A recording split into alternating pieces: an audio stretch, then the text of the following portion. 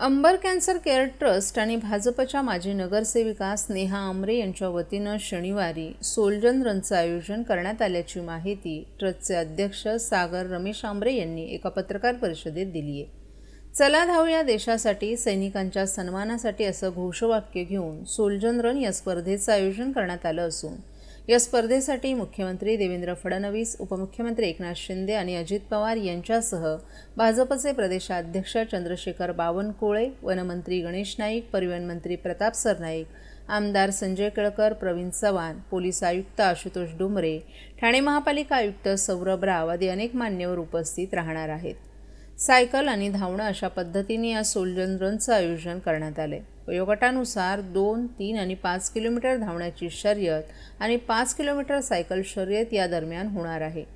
पहाटे 5:30 ते सकाळी 8:30 या वेळेत काशीनाथ घाणेकर नाट्यगृहासमोर या स्पर्धेला प्रारंभ होणार आहे। या स्पर्धेदरम्यान शहीद सैनिकांना आदरांजली अर्पण करून माजी सैन्य अधिकारी आणि संरक्षण खात्यातील निवृत्त अधिकाऱ्यांचा सत्कार करण्यात येणार असल्याचं सागर आमरे यांनी सांगितलं। या स्पर्धेच्या आयोजनात रमेश आमरे आणि स्नेहा आमरे यांचं विशेष योगदान लाभलं आहे। तसंच सैनिकांच्या सन्मानार्थ असे अनेक कार्यक्रम राबवण्याचा आमचा मनोदय आहे, असंही डॉक्टर आमरे यांनी सांगितलं। नमस्कार, हे आपलं 4थं वर्ष आहे सोल्जर मॅरेथॉन आपण स्टार्ट केलेली आणि ह्याच्या मागचा एकच उद्देश होता आमच्या मनामध्ये नवीन मित्रमंडळाच्या की सोल्जर जे आहेत ज्यांनी आपल्या देशासाठी भव्य दिव्य असं त्यांचं काम असतं, ज्यांच्यामुळे आपण इथे सुखरूप आज आपण प्रत्येकाच्या घरात राहतो, आपल्या देशात राहतो, ते मेन आपल्या मागचे मेन आहे ते सोल्जर आहेत। त्यांची आठवण राहावी, त्यांनी जे पराक्रम केलेले आहेत ते पुढच्या पिढीला कळावे म्हणून आम्ही सर्वांना एकत्रित घेऊन ही सोल्जरांची सुरुवात केली। आणि ह्या वर्षी तुम्ही बघाल तर ठाणे महापालिका आयुक्त साहेबांनी आम्हाला खूप चांगला सपोर्ट केला। त्यांनी एक परिपत्रक काढलं आणि प्रत्येक जिल्ह्यामध्ये दिलं पूर्ण, त्या जेणेकरून आम्हाला ऑफलाईन आणि ऑनलाईन 4,900 लोकांची यादी आमच्याकडे रजिस्ट्रेशन आता आले आणि अजूनही ते रजिस्ट्रेशन चालू आहे। तर मी सर्वांना आवाहन करतो की ज्यांना याच्यात पार्टिसिपेट घ्यायचं, ज्यांना भाग घ्यायचा असेल त्यांनी सोल्जर मॅरेथॉनमध्ये भाग घ्यावा आणि ही मॅरेथॉन सक्सेस करावी, जेणेकरून लोकांना एक संदेश जाईल की सोल्जरांच्या मागे आम्ही उभे आहोत, सोल्जरने अशीच कामं करावी आणि आपल्या देशासाठी भव्य दिव्य असं काम त्यांनी मोठं करावं।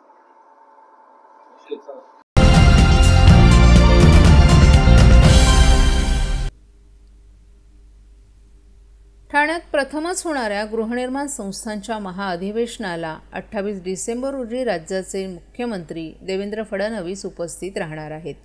माजी मुख्यमंत्री एकनाथ शिंदे यांच्या ठाण्यात होत असलेल्या महाअधिवेशनामध्ये मुख्यमंत्रीपदी विराजमान झाल्यानंतर फडणवीस प्रथमच ठाण्यात येत असल्यानं ठाणेकरांमध्ये उत्साहाचं वातावरण आहे।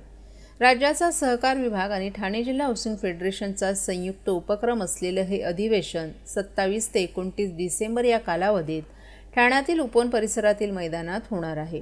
या महाअधिवेशनाला तब्बल 30,000 सहकारी गृहनिर्माण संस्थांचे प्रतिनिधी उपस्थित दर्शवणार असल्याचं आयोजक ठाणे जिल्हा हाऊसिंग फेडरेशनचे अध्यक्ष सीताराम राणे यांच्यामार्फत उपवन तलाव मैदानात भला मोठा पंडाल उभारण्याची जय्यत तयारी सुरू केली आहे।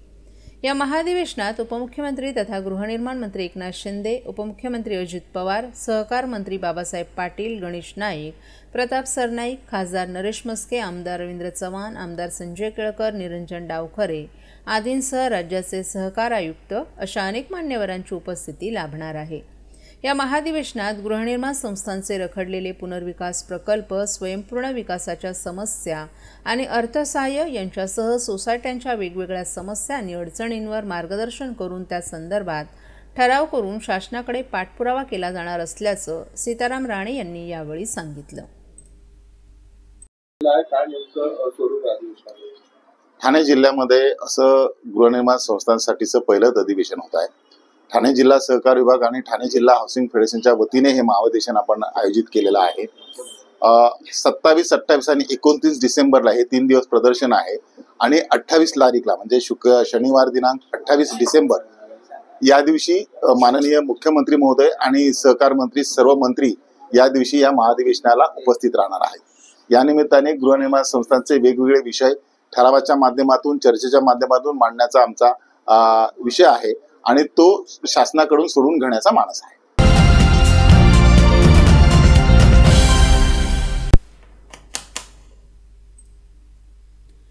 महाराष्ट्रातील ठाणे जिल्ह्यातील 12 वर्षीय मुलीचं अपहरण करून तिची हत्या केल्याप्रकरणी पोलिसांनी बुधवारी मुख्य आरोपी आणि आरोपीची तिसरी पत्नी आणि आणखीन एका व्यक्तीला अटक केली आहे. तसंच कल्याणचे पोलीस उपायुक्त यांनी मुख्य आरोपीला बुधवारी सकाळी बुलढाणा जिल्ह्यातील शेगाव येथून अटक करण्यात आल्याचं सांगितलं.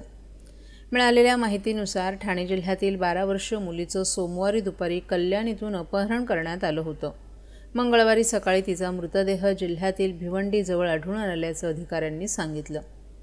मुख्य आरोपीला पोलिसांच्या पथकानं बुलढाणा जिल्ह्यातील शेगाव इथून अटक करण्यात आली असून त्याला आता कल्याण येथे आणलं जात असल्याचंही पोलीस उपायुक्तांनी सांगितलं. आरोपी हा बुलढाणा येथे सासरच्या घरी असून त्याला पकडण्यात आले. या प्रकरणी मुख्य आरोपीची तिसरी पत्नी आणि अन्य एका व्यक्तीलाही अटक करण्यात आल्याचं पोलिसांनी सांगितलं.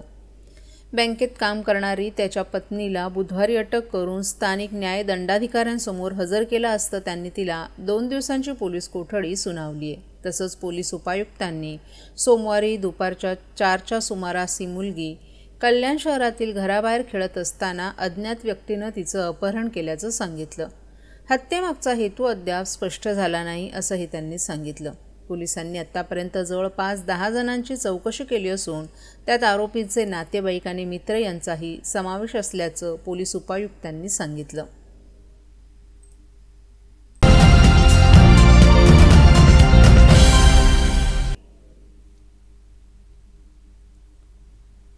कुर्ल्यात झालेल्या बेस्टच्या अपघातानंतर सर्वच यंत्रणा सतर्क झाली आहे. ठाणे परिवहन विभागाच्या TMT बसगाड्यांमध्ये चालकांसाठी हे करा हे करू नका अशा स्वरूपात सूचनांची यादी लावण्यात आली आहे. यावर मद्यपान करून गाडी चालवू नका, सीट बेल्ट बांधा असे विविध नियमावली मांडण्यात आली आहे. तर परिवहन विभागाच्या माध्यमातून सकाळ संध्याकाळ चालकांची ब्रेथ ॲनालायझरच्या माध्यमातून तपासणी केली जात असल्याची माहिती ठाणे परिवहन विभागाकडून देण्यात आली आहे. कुर्ल्यात 2 आठवड्यांपूर्वी झालेल्या बेस्ट अपघातात निष्पाप 8 जणांचा बळी गेला. या विचित्र अपघातामुळे सर्वत्र हळहळ व्यक्त केली जाते. या अपघाताच्या पार्श्वभूमीवर सर्वच शहरांमधील यंत्रणा सतर्क झालेली पाहायला मिळत आहे. ठाणे महापालिकेच्या परिवहन विभागामार्फत या अपघाताच्या पार्श्वभूमीवर विविध उपाययोजना आखण्यात आल्यात. TMT बसगाड्यांमध्ये चालकांच्या आसन व्यवस्थेसमोर सूचनांची भली मोठी यादी लावण्यात आली आहे. यामध्ये हे करा आणि हे करू नका अशा स्वरूपात चालकांसाठी नियमावली देण्यात आली आहे. मद्यपान करून गाडी चालवू नये, गाडी चालवताना मोबाईलवर बोलू नका, नेहमी सीटबेल्टचा वापर करावा, वेग मर्यादा पाळा अशा विविध सूचना यावर देण्यात आल्यात. नियमित सकाळ संध्याकाळ TMT चालकांनी मद्यपान केले की नाही याची तपासणी केली जाते. या तपासणीनंतरच त्या चालकाला बस चालवण्याची परवानगी दिली जात असल्याची माहिती ठाणे परिवहन विभागाकडून देण्यात आली आहे.